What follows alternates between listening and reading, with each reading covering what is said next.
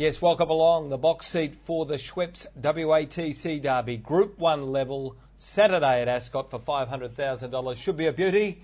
And to find all the winners for the final time on the program, here's Josh Rodder. Hi, Josh. Hello, Marty, and hello to everyone in PR.com land. This is the only Group 1 race on the Ascot Autumn Racing Carnival calendar, and I can't wait for it. I've only seen 3 derbies here in WA live in person. I want to get your perspective on this derby field. In my opinion, it's the best derby field I've seen. I know we've had some good winners, for example, Plastered, Mr. Sandgroper, horses like that, Heroicity, Boart. But depth-wise, I believe the quality is really there this year, and this is what racing's all about, competition. You bet, Josh, and we'll spend a lot of time on the Derby a little bit later on, but just to answer that question, without a doubt, depth-wise, you know, you've got 4 or 5 very strong males, and the female coming through the WA Oaks Impressive Journey is well and truly in the mix as well. Their record in the Derby, particularly over the last 10, 15 years, has been very strong. So we'll discuss that and catch up with a few interviews too with Wally Mitchell, also Neville Parnham and Darren McAuliffe will be special guests on the box seat today. But let's have a look at the conditions for this Saturday. Look, Josh, you thought it was nice last Saturday for Oaks Day. 24 degrees on Saturday. Penetrometer will be about 6.3 and the rail stays in that true position. So perfect for racing on Saturday. This Ascot track really comes alive in the autumn. The summer months we have terrific racing, but it can get a little bit uncomfortable up at those 40-degree temperatures on Perth Cup Day. It doesn't get much better than this. So Western Australians, if you've got any friends out there, there's no football on here in WA in terms of AFL on Saturday. Derby Day's the place you want to be at Ascot. All right, Josh. Now, what about the tipping panel? Our young man who's keen to talk about this, Marty. Well, he just decided to take off and take 4 weeks fishing, a Group 1 race on, but that's all right, Matty. But he did leave us with 3 winners last week. He found a bit of form, and he's leading the ladder 32%. But if you followed his bet suggestions, you're doing your money. And that's what I tried to explain to Matt last week. It's about punting is about making money, isn't it? Yeah. Strike rates to me. You know, especially when I'm in a profit. I don't like strike rates. But tell us about last week, Josh. You've actually found a trifecta on the Oaks. Well, I thought I was winning a little bit. I thought we'd play up the winnings and take a box trifecta. I did think the fillies would dominate. They were first 5 across the line. I threw in Cristiano at some value, and God bless his behaviour. He was scratched, which got some money back, gave us a higher percentage. And we got around 48 or 50% of the trifecta there with the winner Motion Pictures, Miss Gay Flyer, and third across the line, Short-Term Memory is Hopeless. Yeah, go on. But the filly, absolute pleasure. So we got $60 profit for your $10 and $196. Feeling quite good about myself at the moment. You should be. Right now. How did you go last week, Marty? 2 winners. We found Proud Falcon at some odds. Which was handy, and the bet suggestion, we fell apart there. But still making a profit, which is a good. Feels good making a profit. Oh, it certainly does. Certainly does. Now we're going to kick the opening race off for the 2-year-olds. The 2-year-old plate, 1,000 metres, 12:30. Josh, this is the hardest race of the day, without a doubt. One replay to have a look at. We'll get that out of the way. It's Hot Tamale, finishing second to Motion Pictures. This is at Ascot on the 6th of March.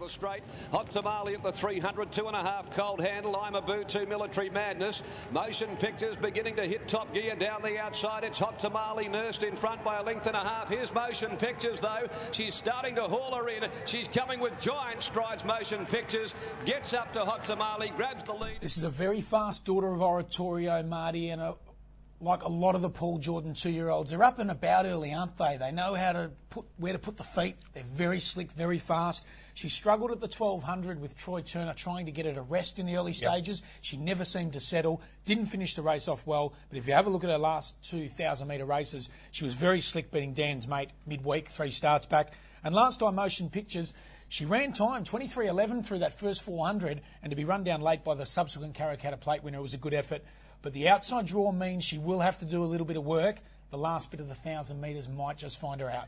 Well, let's talk about the draw, and particularly the racing pattern that I think you're going to see out there again on Saturday is that the fence and racing up on the pace, 24 degrees and sunny, will be the place to be. I don't think it'll be as red hot as it was last Saturday. Will it even up a little bit? It'll even up a little bit as the day progresses, because I think you will get a sea breeze. There was no sea breeze last week. Like a lot of people want to pop the track. It blew southeast all day. All day. But hard up against the fence. Hard up in the fence, there's no doubt about that. Yeah. But the combination of two really made it the place to be. It'll even up a bit more, but particularly early in the meeting, you want to be up there and you want to be on the fence. Well, in this first race, the majority of speed's drawn out on the track. There's oodles of natural speed engaged in the race, and there's going to be pressure personified. Yep. So it's going to be a little bit of survival of the fittest. Horses that have had long, strong preparations going into this race, because it will be pressure from the outside, and probably want a horse that maybe can run an 11 or a 12. All right, quickly, let's run through some of these trialers. Dahlia Nova.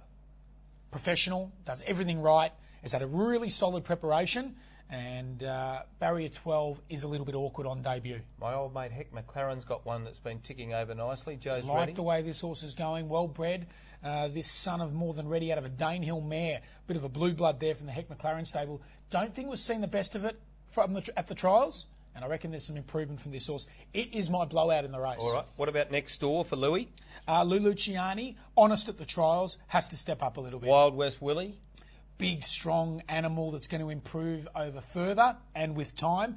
Thought the trial was good behind Comfort with me, and Rock Your Socks Off came out of that trial and won midweek at Bunbury. Yep. It's an interesting runner. Scenic Park. This is the one I thought went all right at the trial. The half Bletchley Park half to Dane Smile, very similar to its half sister. Yep. Professional, does everything right. It's got a nice zippy turn of foot. Drawn barrier 4, William Pike. It's going to get all the favours. And another one who's been ticking over very nicely down there at Larkhill, the Bogan Rose. Yeah, very quiet trial Monday at Belmont over the short course. Jumped, led, could have won the trial. Peter Nucky never let it off the bridle. Its previous trial win at Larkhill, 56.7, was strong. And the format of that trial was solid, with the Chris Stelmach Wild Champagne going to Bunbury and running second to Rock Your Socks Off. Drawn well, tongue tie on, had no luck on debut behind Motion Pictures, went 3 wide, and Ben Kennedy sat up. It's your value in the race. Right.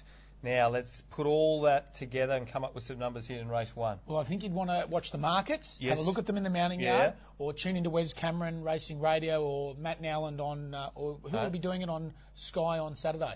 Wes Cameron. Wes Cameron. So mounting yard will be important. Money movers will be important. 5 horses have got the blinkers on here, first up. Agree. I'm going to go one that has got a tongue tie on, 14, the Bogan Rose. Mm-hmm. Silly odds, the 6, worth an each way ticket. All right, I'm settling for down the bottom, Scenic Park. Love the way it trialled. I've had to go for barriers in the end, and Willie Pike drawn 4. That'll do me. Each way, race 1, number 13, Scenic Park. Well, we saw last Saturday, 3 back the fence, box seat in front. Barriers are important. Yep. We'll see how it plays race 1 on Saturday. Race number 2, the West Speed 3-year-old handicap 1200. Time to go at 110.60 plus gallopers. Already number 7, Low Woo, has been scratched, and no replays here. Let's put them into some sort of order, Josh. Even speed and pressure engaged. Ramita probably rolls to the front from Regal Miss. Both honest on-pace fillies. Do they get away with an easy lead, Ramita? Well, that's Sean O'Donnell, Peter Nucky. What they do in front to each other will dictate the speed and pressure in the race. They could. Yep. They're both extremely fit and hard and at the back end of their preparations. And they might give plenty of cheek. I reckon it's a tricky event. Small field of 8 runners. I'm going to go with 8 Valura. I just think she's got a lot of upside. It was a really big win on debut. 3 wide, no cover. Shared the prize with Peachtree, who we've subsequently seen win Saturday grade against good company. Sometimes second up, they can be a little bit flat, a little bit jaded. Again, she was 3 wide. She did have cover. Probably wasn't that well balanced around the corner. Barrier 4 is a key ingredient here, where William Pike can just let her find a rhythm, find it, and I think you'll see a good turn of foot. So I like 8 Valura in the race. Comparison, Regal Miss, Ramita, don't think there's much between them. Don't rock the boat. I just think the Balaclava's starting to slip over the head. The Bandit? Yeah, I think he's developing into one.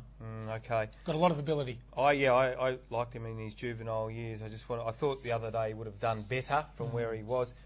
I'm throwing in 6 Ramita. I've just got a feeling might get away with a bit in front. The 2 horses who beat Ramita home last start aren't in this race. There are a few behind her, and I like our old fella. I like him as a horse. Yeah.